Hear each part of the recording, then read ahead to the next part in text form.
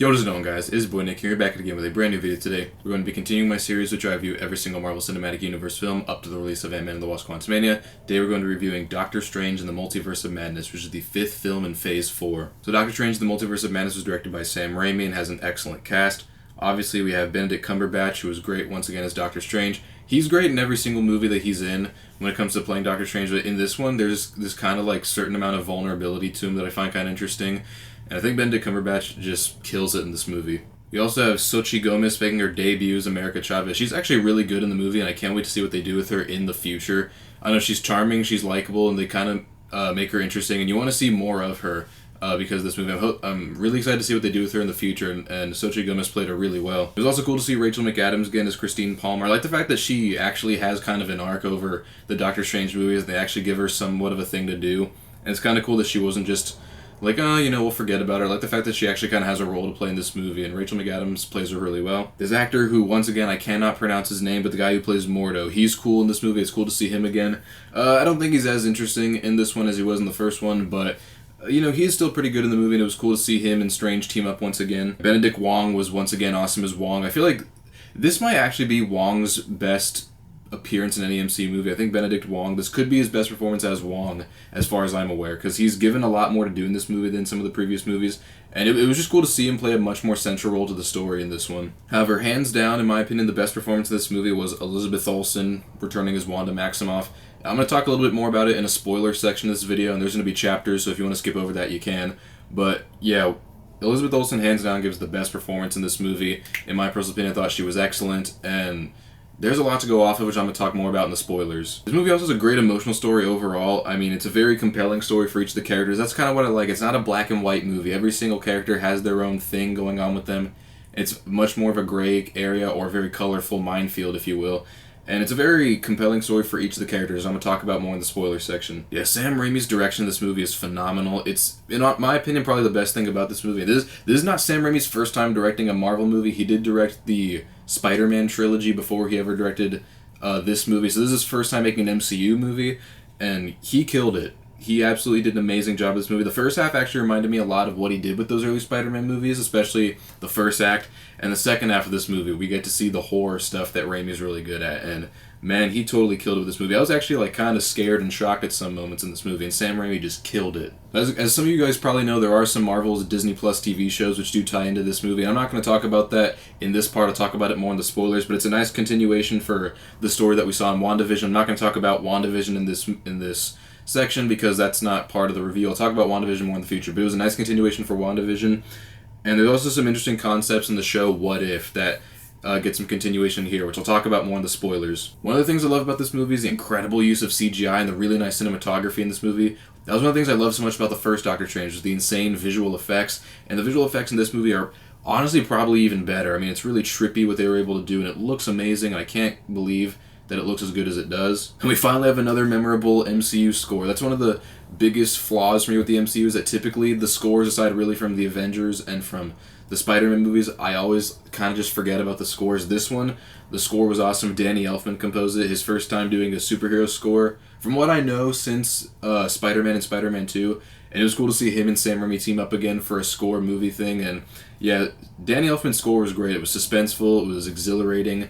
And there's a lot of really interesting stuff they do with the music in this movie, which, if you've seen the movie, you know what I'm talking about. Alright, so from this moment on, I'm going to talk about spoilers. If you guys just want to know my overall thoughts and rating on the movie, there's going to be a chapter at the end that you can just skip to, so if you don't want to see any spoilers for this movie, just skip over this chapter. The first thing I want to talk about, and I wasn't necessarily sure if this was a spoiler, but I decided to throw it into the spoiler category, because apparently I knew some people who didn't know this, and they thought it was a spoiler for them, but it's the fact that Wanda's the villain in this movie. Now, Wanda makes for an excellent villain in this movie. I have written for a lot of the things that make her great villains that she's emotionally investing. She's also scary. I was surprised that they were able to make her as scary as she was. They really did a great job with that. And she's also a tragic character. And that's actually what I find really interesting, is the fact that she's not just like someone who's doing things just to get her rocks off. She actually has tragedy built into her story. And that was kind of the thing I was talking about in the spoiler-free section of this video, was that there's a really interesting kind of like dynamic going on with these characters where it's very compelling for each of them, and this is especially the case for her because we've seen the tragedy that she went through in WandaVision, and the fact that that tragedy is kind of continuing on to this one. It's kind of a very extreme version of hurt people. But yeah, Wanda's an excellent villain, and this is one of the true benefits of doing long-form storytelling for the MCU. You tease a little bit of it in a TV show, and then you really capitalize on it in the movie, and it made for a great outcome, in my opinion. Yeah, some of the other huge spoilers for this movie is the Illuminati. They kind of tease a little bit towards the Illuminati and some of the stuff, which actually, if you guys watched my channel about a year ago, I did a whole breakdown of the trailer and stuff, which I'll talk about that maybe more at the end.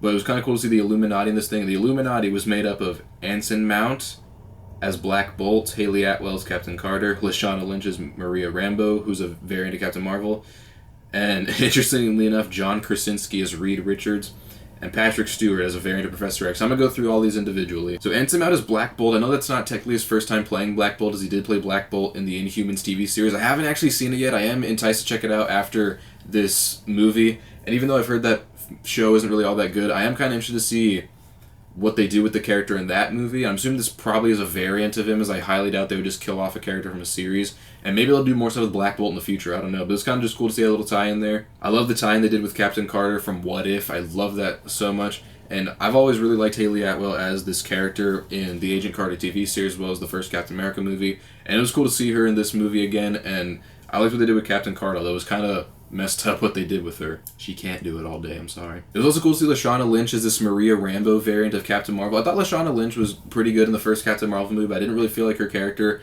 had enough to do, but it's kind of cool to see that in another universe she would be Captain Marvel, and I wonder if maybe they'll do any other stuff with like another version of that in the future, if they'll do more stuff with Maria Rambeau in the future. And I know that all these characters were killed off because of Wanda, but I don't know, maybe like not reviving them, but maybe like seeing what they were like beforehand, or seeing what they're like in a whole separate universe. I don't know, I just think that we have some interesting opportunities here. So some of you guys probably noticed I'm wearing different clothing than I did in the last clip. I had an SD card issue, which I had to deal with this whole last day, and it's the next day as I'm filming this, so we're just going to continue it from when I last talked. The last thing I was talking about was Lashana Lynch's Maria Rambeau, and I already got all my thoughts out about that. The next thing I want to talk about is the interesting appearance of John Krasinski as Reed Richards. And I remember hearing the fan casting for this character and how this is supposed to be like, this is what people wanted to see Reed Richards as with John Krasinski. And I remember thinking to myself, not really knowing what to think. But then whenever I was in the theaters and I saw it happen, I was actually like shocked that they actually did that. And I was kind of just like, oh, so we're doing this now. However, to be completely honest, I actually thought John Krasinski wasn't bad in the role. I mean, they didn't give him a whole lot to do, but for the scenes he was there, he wasn't bad. And if they decided to do a Fantastic Four movie that, like, I don't know, either takes place before this, or if they decide to revive him and they make him the lead, I'd watch it, because in all honesty, like, he convinced me that he'll be fine. I loved seeing Patrick Stewart return as Professor X, and it's not the Professor X from the X-Men franchise, it's a variant of him, where if you've seen X-Men, you know exactly what I'm talking about. But it was just cool to see Patrick Stewart return as Professor X, as in my opinion, nobody can play Professor X like he can. So it was just cool to see him there again. I like the fact that they made his chair look like the one in like the comics or whatever. It was just cool to see Patrick Stewart again. One of the other huge things I love about Multiverse of Madness was the risk taking, specifically with the Carnage, as I have listed here, because there's actually some moments where I was actually like shocked that they put blood and stuff in it. And I was thinking to myself, like, I was not expecting this in an MCU movie. I actually was like wondering what I was going to say. They like almost went R-rated for a little while in the movie. And it was like, it was scary, and I couldn't believe that they actually did that. I like the fact that the MCU actually took risks, and there might be some people who may not be a fan of that. And if you have kids who like some of the more lighthearted stuff, maybe don't show them this one, because there's some disturbing imagery that might scare them, but man, I thought the risk-taking was really cool, and Sam Raimi directed it incredibly. It was also really cool to see Bruce Campbell make a cameo. Now, the reason I like this is because Bruce Campbell made cameos in Sam Raimi's Spider-Man trilogy, as he and Sam Raimi collaborated a lot back in the day.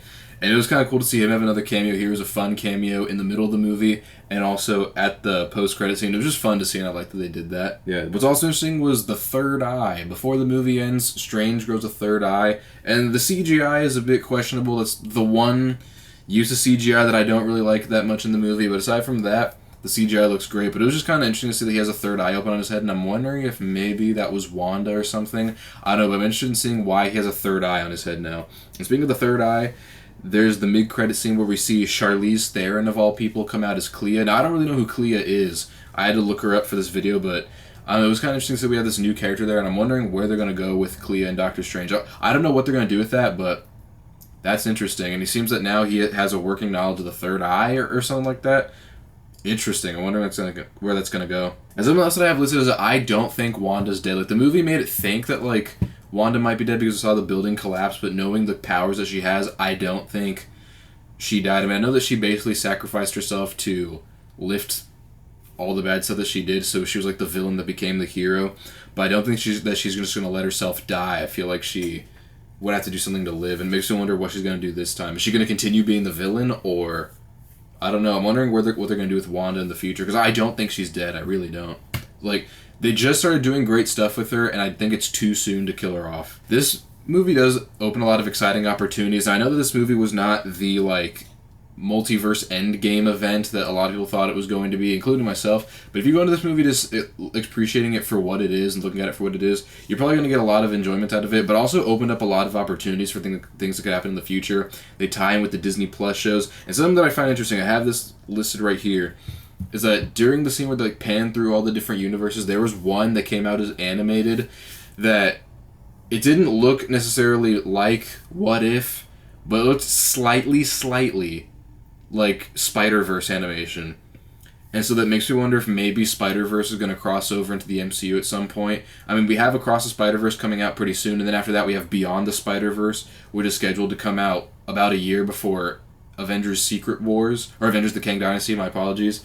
And I mean, I'm not trying to say, oh, for sure, I'm not trying to start up any conspiracy theories or anything, but I'm just wondering what they might do with this. Now, although I do really like Multiverse of Madness, I do have a couple flaws. I put the story can feel messy at times because it balances a few tones. We got the very somber, kind of sad tones with what's going on with Wanda, as well as the scary things that happen in the second act, as well as the introduction, somewhat lightheartedness of the beginning with America and Strange. And so there's kind of a lot of different tones going on. I mean, I feel like they blend together fine. It's just that there's times where the tone can feel a little bit messy, but I think for the most part the movie works pretty well with the tones. And the other thing I have is that Wanda's arc in this movie, although I do really enjoy it, it is a bit derivative of what happened in WandaVision. Now, if you guys have not seen WandaVision, I'm going to spoil WandaVision at this point, so you have been warned.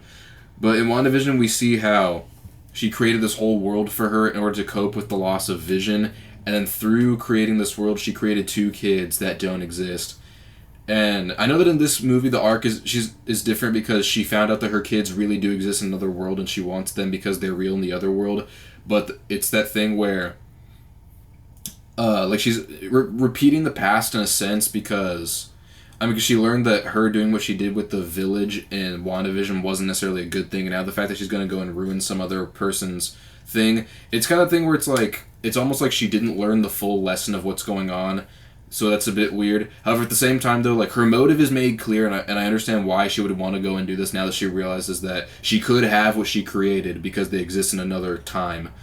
So it's a bit complicated, and it can feel a little bit like it's repeating the past, but overall it works fine. Overall, Doctor Strange the Multiverse of Madness is a great movie. I think that it's a great Sam Raimi horror thriller Marvel movie. And I wrote down in my thing here that if you went into Multiverse of Madness expecting a No Way Home Endgame event, you're probably going to be disappointed. And I know that was the case for a lot of people, but if you were like me and you just viewed it for what it was, then you've probably found enjoyment in it.